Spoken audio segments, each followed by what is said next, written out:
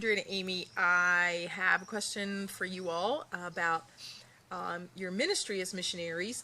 And of course, missionaries can do lots of different things. But I'd like for you to tell us one of the areas that really, is the passion of your heart, and that when you get to do this part of your ministry, it's when you're maybe feeling like you're clicking on all cylinders. That's a good question.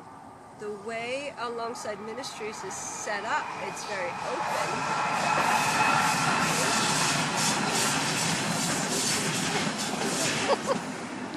And so that was just such a move of God. It's fantastic. I felt the ground move.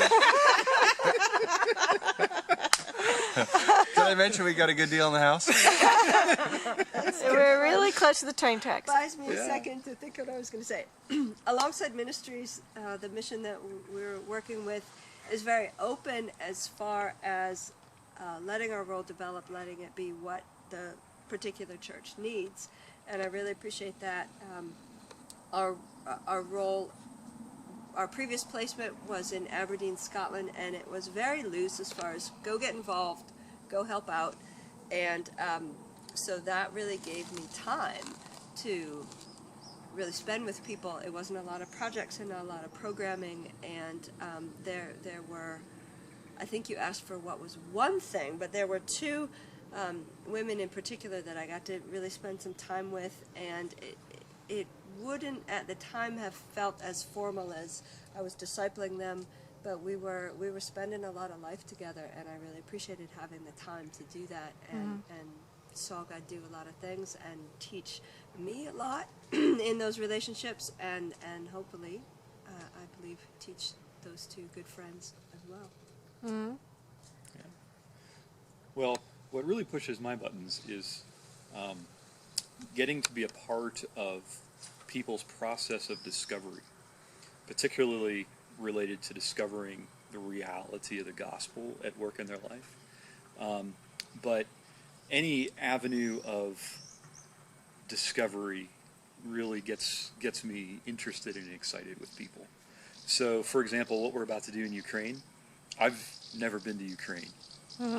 And we're going to go work with these Roma people.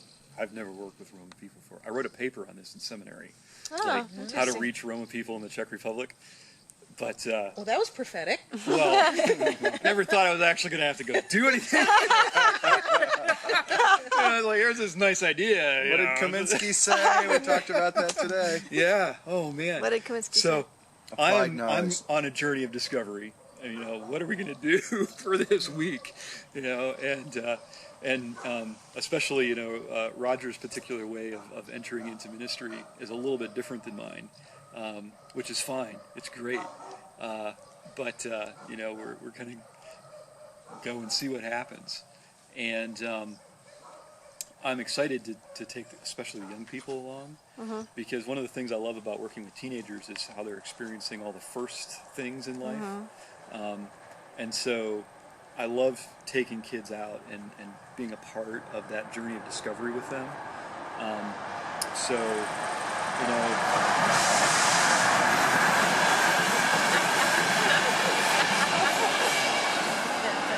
And that's just going to be amazing.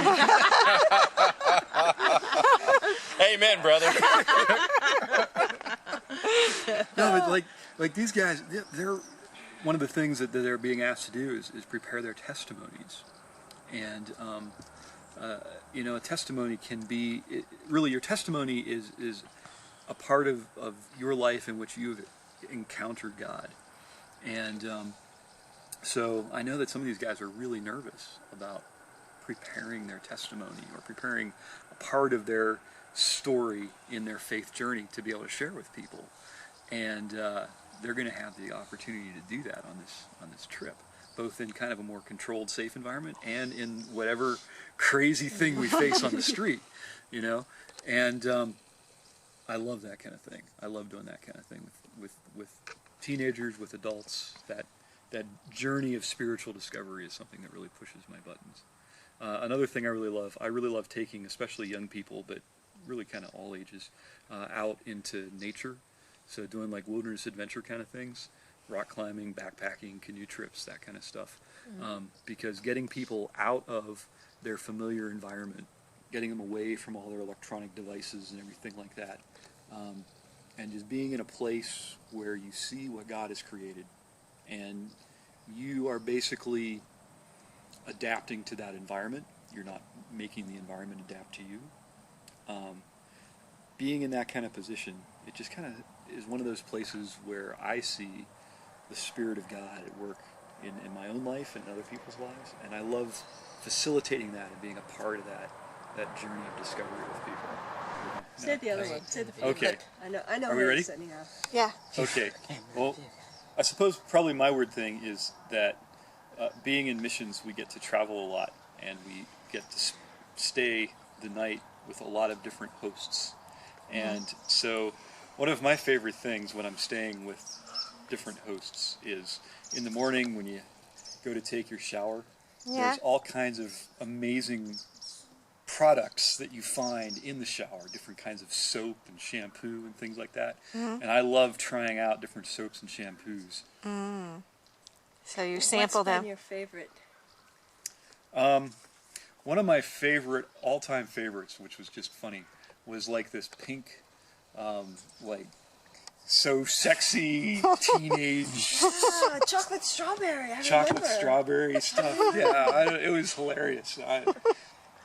The teenage daughter in the household was thoroughly embarrassed that I had found this in the shower and had utilized this product on my own hair.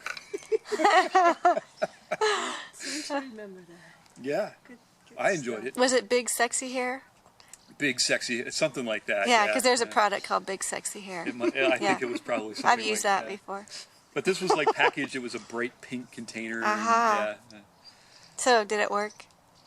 Well, I just combed it out and put it in a ponytail, so I don't know. I didn't let it kind of. Sexy? I don't know.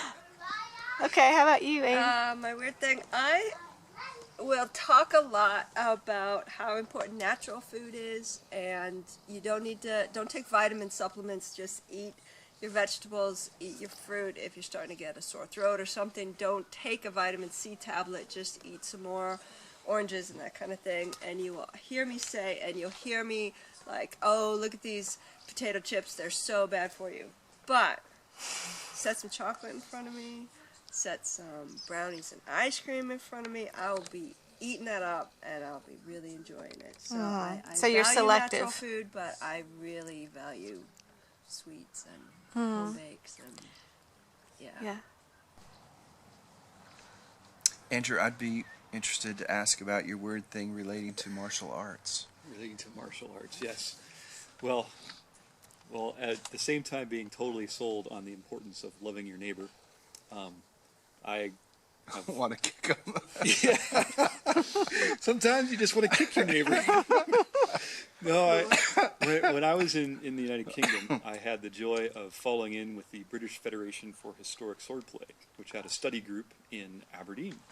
And so I got to spend almost 5 years studying historic European swordsmanship, looking at medieval manuscripts and attempting to interpret those martial arts in actual practice. And in Aberdeen, we focused primarily on the manuscript of Fiori di Liberi, which is, there are 4 known manuscripts, all produced right around 1409, which involved everything from unarmed wrestling to improvised weapons, all the way up through to longsword and mounted combat. We didn't do the mounted combat, but we focused a lot on the longsword because it's just a whole lot of fun to get a big, long sword and try to figure out how you really use this thing. And I also looked a lot at the 133 manuscript, which is sword and buckler. And I had a great time. Do you think you could show us some moves? If I had some weapons, I probably could.